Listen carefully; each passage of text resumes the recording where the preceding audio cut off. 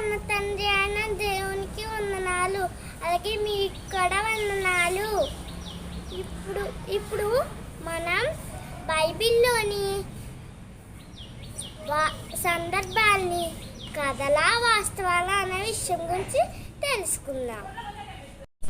బైబిల్లోని సందర్భాలు కథలు కావు, ఎందుకంటే బైబిల్లోని సందర్భాలు చరిత్రలో జరిగిన నిజాలు.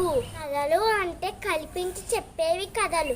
ఉదాహరణకు 7 రాజులు కథ, ఆవు మరియు పులి కథ, తాబేలు మరియు కుందేలు కథ, ఇవన్నీ కూడా కథలు.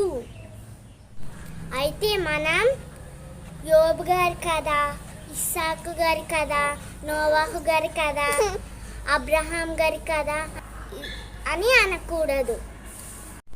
బైబిల్లోని భక్తుల గురించి మనం మాట్లాడుకున్నప్పుడు కథలని మనం ప్రస్తావించకూడదు.